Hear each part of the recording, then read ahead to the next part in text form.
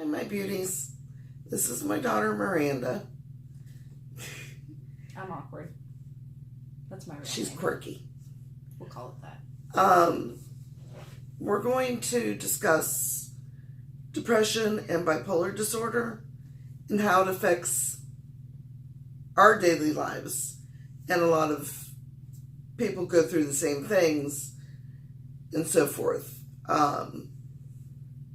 You know, how, if any of you have seen my video on depression and anxiety, you know that I spent a couple years just in my room primarily, you know, and how that affected her.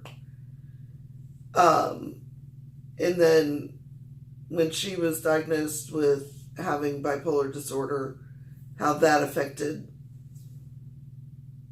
our lives. So, Yeah.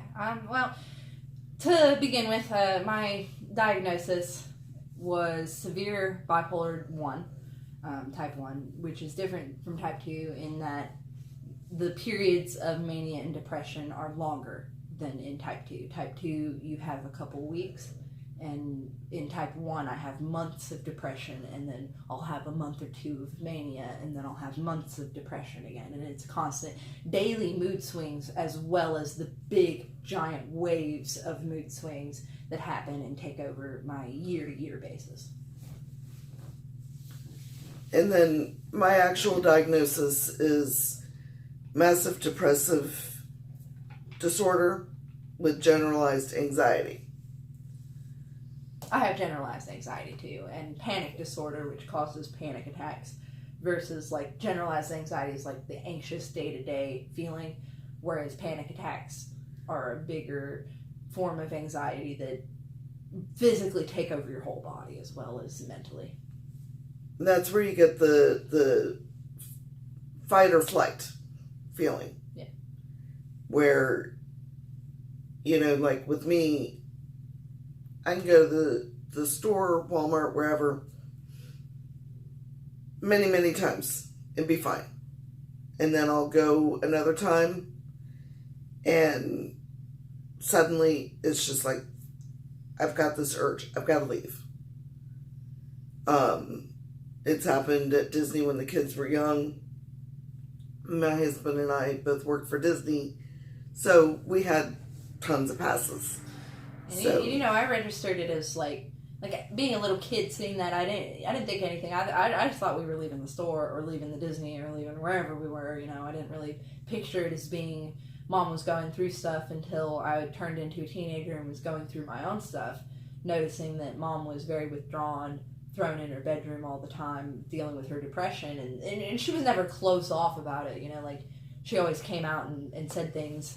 Not to talk about you in the third person, but no. You know, like she told us that she was experiencing depression and anxiety, but it took a while. Once you guys were old enough to understand it. Yeah, a little 8-year-old Miranda didn't understand anything She like that. has an older brother, so yeah. That's who we're talking about. And he has mental health problems too, though. He his is mostly anger and anxiety. He experiences a huge range of anxiety that manipulates his emotions towards anger, and he'll black out from how angry he gets. But for me, I have bipolar disorder, so I'm prone to like excessive mood swings. Like today, I've experienced mostly the manic side of things. I would experience like talking really fast and impulsivity and really fast. Yeah, I can go like a mile a minute on I can tell when she's when I'm really in a manic, because sometimes the anxiety can present itself that way, and it's weird when you have like you have a certain speed with the disorders. Mania, though, right? Mania is definitely something that people don't often recognize as like a real mental health issue. They see the good days of mania, and a lot of people with type 2 bipolar disorder might experience it less than what I do. Like the first day is great, absolutely wonderful. I'm an amazing person when I'm manic for one day because I'm getting everything done.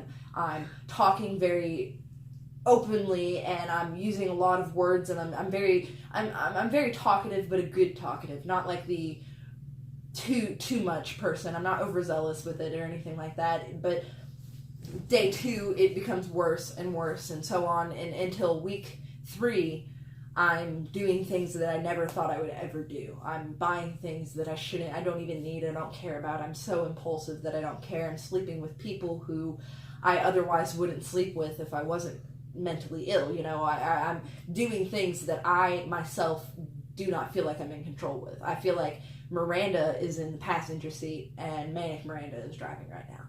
And that's the difference between like a type 1 person and a type 2 who experiences it briefly, and then, you know, the type 1 person gets the full extreme severity of bipolar disorder. But I'm fortunate enough to recognize that I don't have the most severe type of bipolar disorder. I think that the people who experience psychosis have a more severe form of it because they can do things that no human being would do. It's not that, like, I'm not doing things that no human would do. I'm doing things that I wouldn't do personally because I have good morals. But human people won't. like Shameless predicted, or they portrayed it, I mean, to be something like more extreme. I've never met somebody who experiences psychosis like this, but there are some people that can experience psychosis that it completely destabilizes them. It completely changes who they are inside. They feel like they're this good person, and then they do this bad person thing. And in Shameless, the show, the character Ian Gallagher has bipolar disorder and experiences psychosis, and he's running around screaming about how demons are trying to take his baby from him, and he's literally kidnapped this child and stuff, and it's absolutely horrible, and his mental health got so bad. Or Britney Spears shaving her head. I'm not necessarily convinced that was had to do No with one psychosis, really is, but I don't know her mental health status. I couldn't tell her. She's supposed to be bipolar, right? And that could very well. I relate to it personally. I could see why somebody would just be all fucked up and have to change themselves so much, because I go through periods where I cut my hair. I've cut my hair down to an inch. You know, like when I was fresh out of the hospital for my mental health problems, the second time, I chopped my hair off, and you saw me right after, a week later, and my hair was shorter than it had ever been since I was a baby. I never had that short hair, and I don't like that short hair. I think I have a weird forehead. Like when I wear my hair, it's covered. But with short hair, you can see all of it, and it feels weird. Isn't she so pretty with the hat? I like the hat. I'm going to stop this for just 1 second because I need to dump. That's why it's showing the 17. So we'll be right back. Yay! Magic! You didn't know we were gone. Now it doesn't say that there's a time limit. Yep, because I dumped a bunch of stuff. I'm too loquacious for a time limit. Oh, my girl and her vocabulary. I mean, I'm a writer. I have to have a decent vocabulary. It doesn't have to be like too expansive. I don't know, like crazy words. I couldn't really, like, I could probably get away here in Kentucky using the word uncouth, but nobody would know what I meant. And then I kind of don't even know what I mean anyway. I kind of understand that word, but don't have a full understanding of it enough to feel comfortable using it, which is why I don't use that word. But loquacious, I've learned it in high school even. Your whole, as soon as we crossed over the state line, it's like, I felt my IQ drop. Oh, it's not like I hate every person from Kentucky. She thought that she might have to learn to play banjo and band.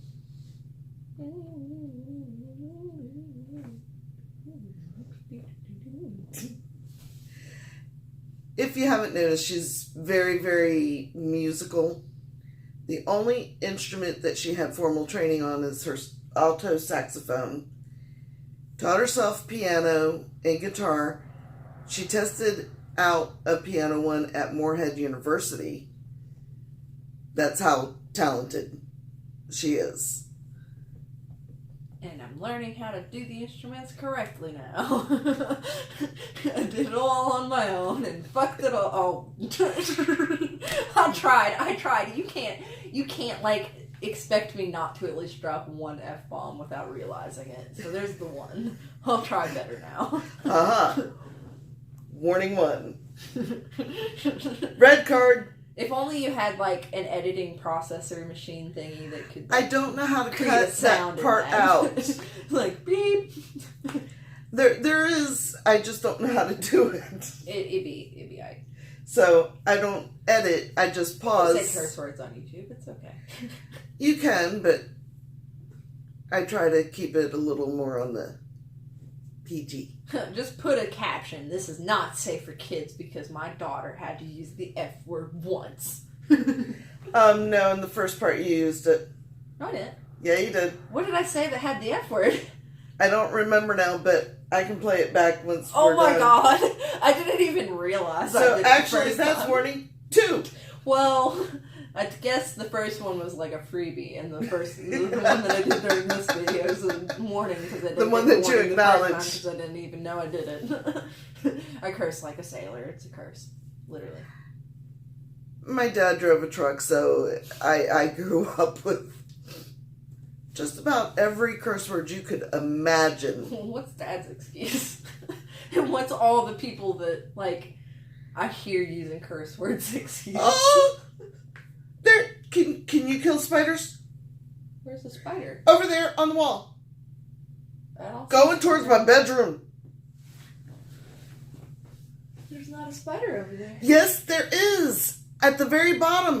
He's going into my room, Ryan. Kill the bastard. Woo! Woo!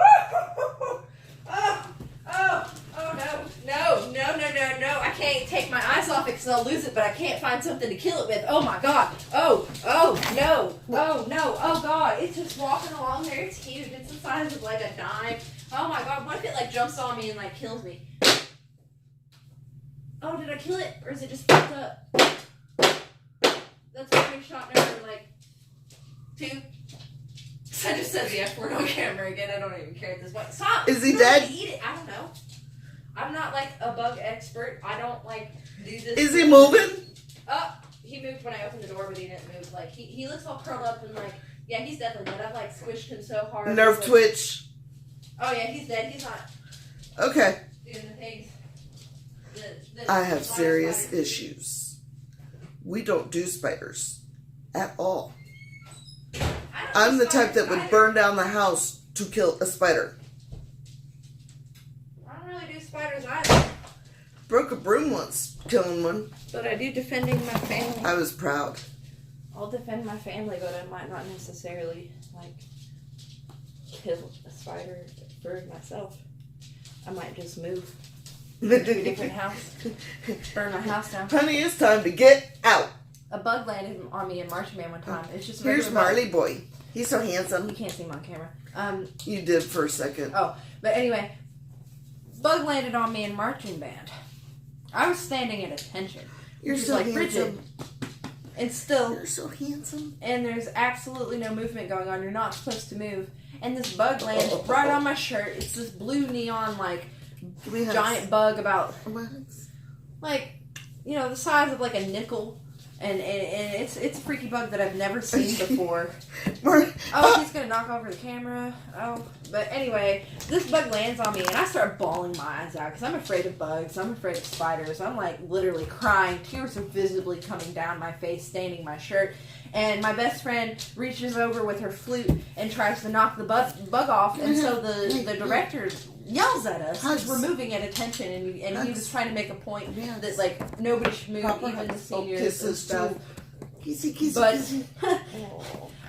But then he saw like my tears, and he saw me bawling my eyes out, and realized that like I was legitimately terrified.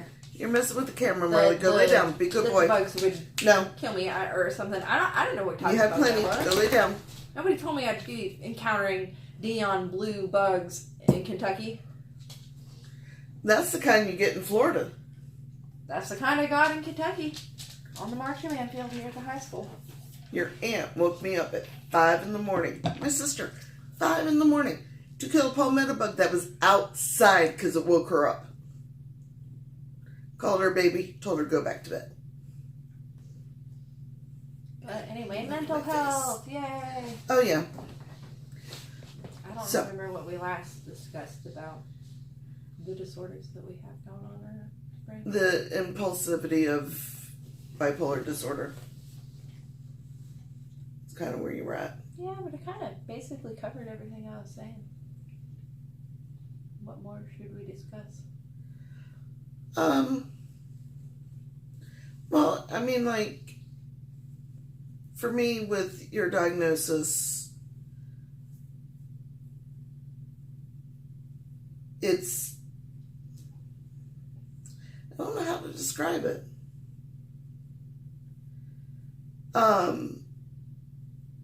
Of like when you're in your extremes. Yeah. I know that, like, I feel bad when you're in the depressive mode because I feel helpless. I want to help because I know what it feels like, but I can't. And I know that too. Sometimes the modes are kind of fun. Like when she starts cleaning. I deep cleaned my room at like 1 in the morning. Kind of started slowing down around 3 and stopped at around 4. I went to bed from 4:30, 5 o'clock.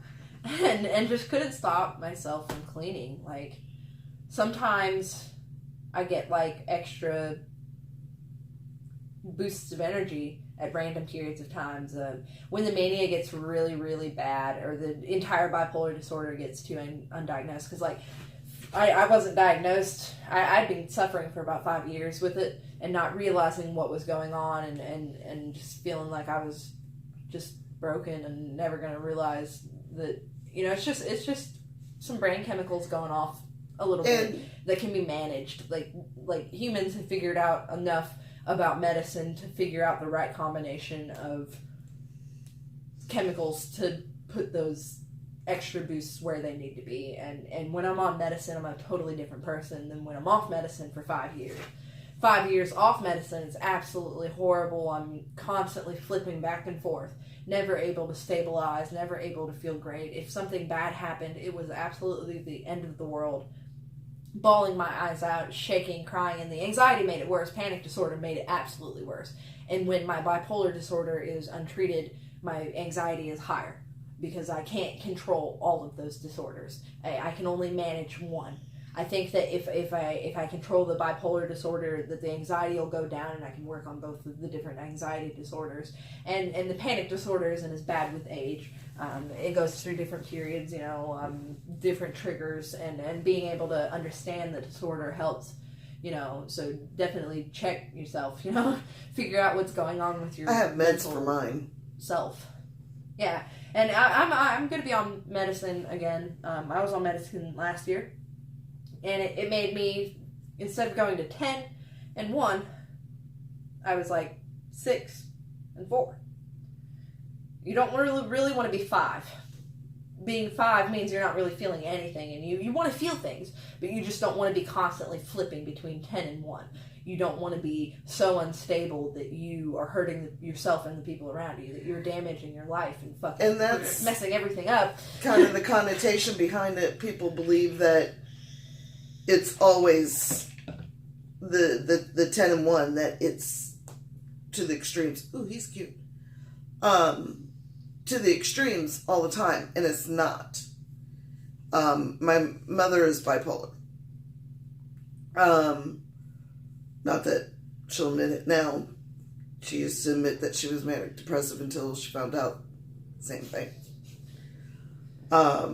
People definitely view bipolar disorder as being like this scary, awful thing that, like, if anybody's diagnosed with bipolar disorder, they're absolutely the person you have to avoid. But You can Well, love a because they person with think bipolar that it's always disorder. on the extremes. Right. And It's not. just about how the person takes care of themselves. If the person is absolutely not interested in taking care of themselves unless their disorder get the best of them, they'll either, like, there's so many extremes they can go through. I don't want to sit there and list every one of them, but they can do something bad to themselves and mess up their life in a great way that, otherwise wouldn't happen if they would just take an interest in their brain chemistry and figure themselves out. Look into themselves, look into their soul, and figure out what's making them so unsettled, and identifying and labeling it and saying, hey, this is the disorder, this is what's going on, my chemistry is messed up, that I can't control it, and the only way to control it is to get the same brain chemicals that exist in neurotypical people so I can get help. But the only thing is I have to have store-bought man-made brain chemicals because I'm not producing them on my own. Other people are reliant on them and they're doing it. There are non-bipolar people that don't experience the chemicals that are going through their head that bipolar people do, and they're getting the chemicals that you need. They just produce it naturally and you don't. And it's absolutely unfair, and it's horrible, but you can do something about it. I took a test. My therapist gave me a test, and the test determined what medicines I could take and which medicines would work best with me and interact best with me. We went through the list. I think we got to option number 4 and found an option that treated the mania. And then we combined it with a drug that is commonly used to treat the depression when used with that drug, and it worked. There was a side effect. I started gaining some weight, and that sucks. So we're trying a different approach this time around. Now that I've been off for about a year, I've had problems with insurance, but now that I'm getting insurance again, it's going to be no problem. I'm going to get medicine tomorrow. It'll be awesome, and things will get back to normal, and I can experience 6 and 4s instead of 10s and 1s again. And that'd be awesome because I can function. I can do the things I'm trying to do and chase my dreams better when I'm not worrying about constantly flipping between emotions, constantly feeling so unstable, Yeah.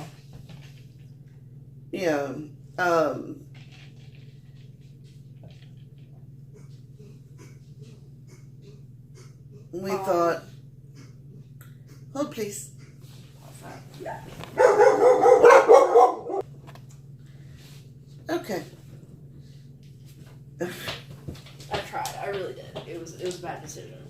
Oh my god. Oh wait, no. Okay, never mind. It said Grey's Anatomy, and I remembered that Grey's Anatomy's premiering tomorrow, and I'm so excited. I am so excited. She's off work, and she's like, I get to see the premiere when it happens. I actually get to see the premiere when it happens. I don't have to just record it and watch it later, or miss it for the entire season until it goes on Netflix. I'm glad. All right, Marley, go lay down. You've gotten loved. Credit to ABC Family, Grey's Anatomy. Good boy. So we're gonna be wrapping this up in a moment, but yeah, 20 minutes is probably a good size video. So, how did mine affect you? I mean, I don't really know. Growing up. It was really weird that you were so withdrawn and in your room all the time. I didn't really know what was going on until I was in my teens and was going through my own stuff. But I mean, it affected me like it would anybody else. It's like, damn, mom's in a room all the time and she's not out and about, and I'm noticing it and I'm wondering, what's going on. I wish that I could help in some way. I'm a very helpful, I want to save everybody and help everybody, and watching that go on and being so out of control, and then feeling out of control with my bipolar disorder and anxiety has been, it was hard, growing up, especially when you and Dad were having issues, because then it'd be, or you when and the Dad meds both screwed me up. Because I had a doctor that was constantly switching my meds, and it wasn't cleaning out in my system.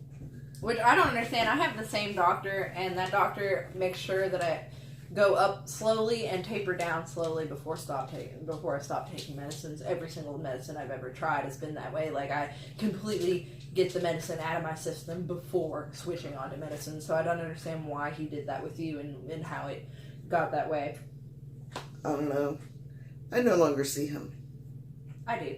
And I was concerned about her seeing him because of that. Because I got really screwed up and had what is called dissociative fugue states. It's something that the movie Sybil had.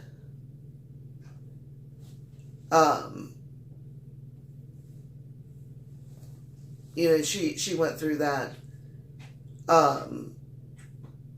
Basically, I don't remember any of it.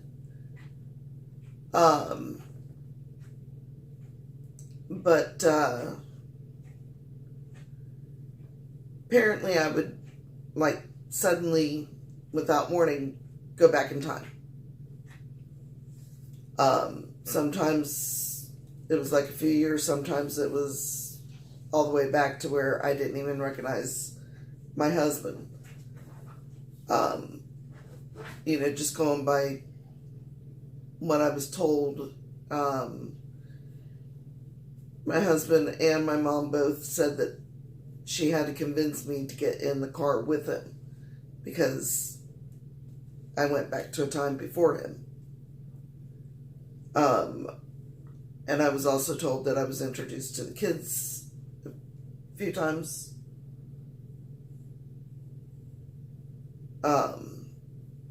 So it was really bad. And then I had switched primary care doctors, and they took me off everything except my thyroid meds to dump the system. And since then, I've been fine. Other health issues, but so anyway, all in all, about the mental health, like, get yourself checked out. It's okay. We're all like when we play this game of like it's hard to explain how I think about this thing, but we're diluting the original humans. Like we're not what God intended, or whatever, the divine presence, whatever you want to call it, what they intended on having.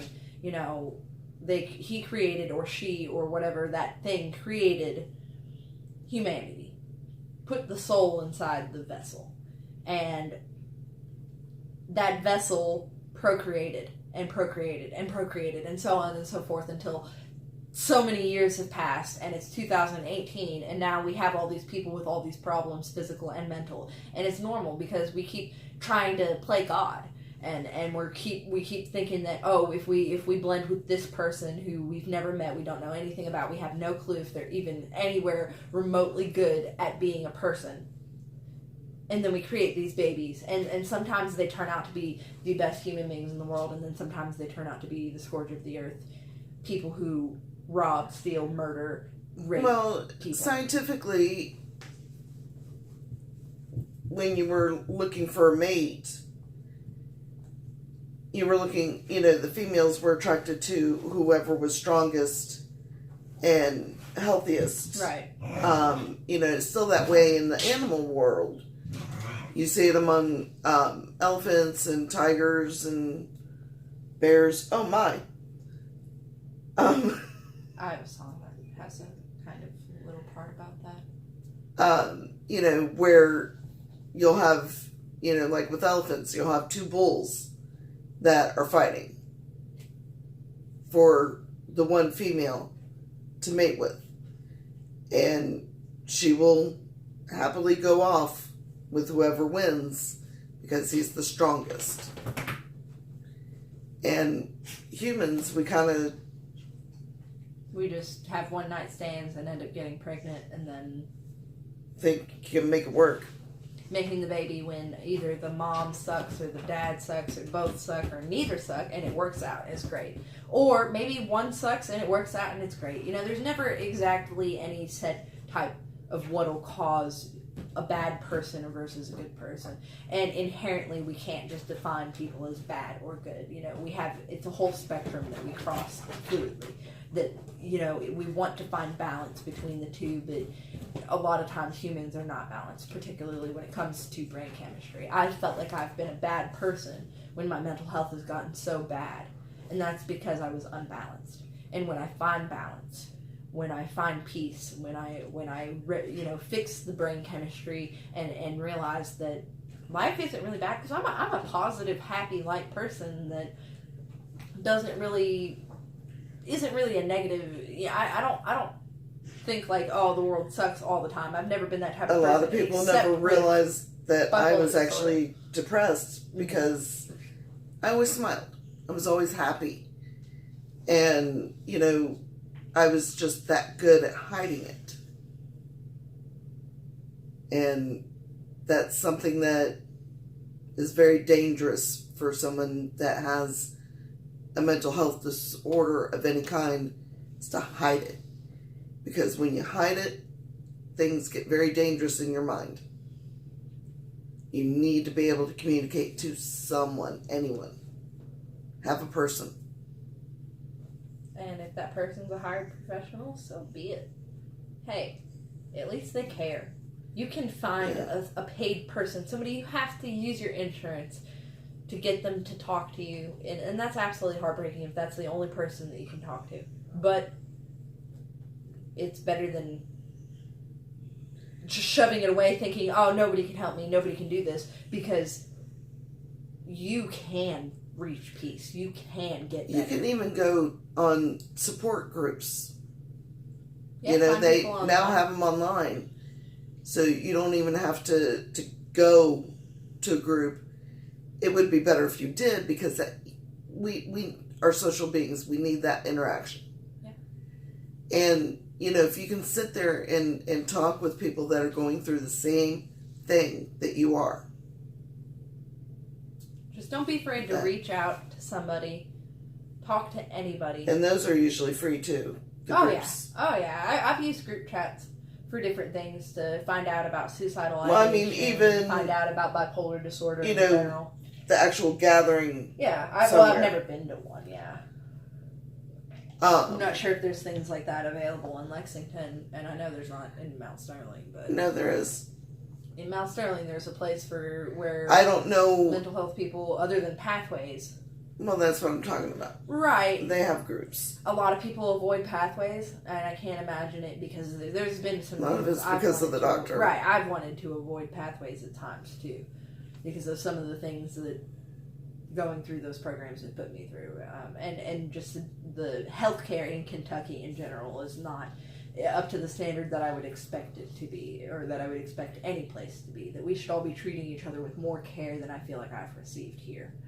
Absolutely. But I'm sure there are places out there that aren't in this area. But even in this area, I'm finding a lot of relief in Pathways, in the companies that they have. Being able to find the right therapist is an important part. Not every therapist is going to work for you. Just keep trying until you find the one you vibe with that can help you. You need somebody that can reach out to you, pull your soul, and pull you back to earth. And actually likes doing their job, because I had one therapist in Florida that was like, oh, suicide's not necessarily a bad thing. If you're going to do it, do it. And I was like, I don't need a coach to coach me into it. I need someone to take me off that ledge. So we dumped him real quick. But, you can get a feel if, just like when you're making friends, you can get a feel on that first time of whether or not you think it will work out, whether or not you're going to click and mesh. And if you don't have that feeling, find someone else. But anyway, it's okay to have mental health problems. And if you do, just reach out to somebody, talk about it. Keep talking about it until you realize that you've conquered the problem. Keep discussing it. Keep analyzing it. Keep looking into it and researching what is going on in your head until you know everything about it and it doesn't scare you anymore. Until it doesn't affect you anymore. Until you can move past it. I'm working on it. I'm not there yet, but I work every day to make sure that I'm not the monster that my disorder can make me into. You're not alone. There are people who've been there. There are people who will be there. Reach out. Talk to somebody. There's more people with mental health problems than there are people without mental health problems. And you just have to find the right person. Of some level. You know, yeah. Everybody's different, diagnosis is different. And even if you have the same diagnosis. Oh, there's a totally different spectrum. Like bipolar 1 without psychosis and bipolar 1 with the psychosis. Two totally different things. I don't experience psychosis. I don't freeze and forget who I am. But even somebody else that has bipolar disorder 1 without the psychosis. Right? Yeah, it's all different. Their experience is going to be different than yours. It matters of who we've mated with and who they've mated with and so on and so forth until we've diluted the original creation down to who I am today and who my generation's children are. And so on and so forth, because, you know, I'm at the age where most women are having children. I know tons of my friends who are having children, and they're creating new humans, and those new humans are going to have a diluted sense of what originally was created, because we keep mating with people, and we're not thinking sometimes it works out absolutely fantastically, that sometimes you mate with the wrong person, and then they end up being the absolute right person, that they're the best father, they're the best husband, they're the best everything, or wife, or whatever. You know, so there's no cut and dry. You can't just say that all humans are black or white, or all humans are wrong and right, or yes and no. That there's a whole spectrum of color in between. A nice prism. Yeah. A rainbow. A prism with more colors than we've ever been able to put names to. Chartreuse. That has a name. Anyway.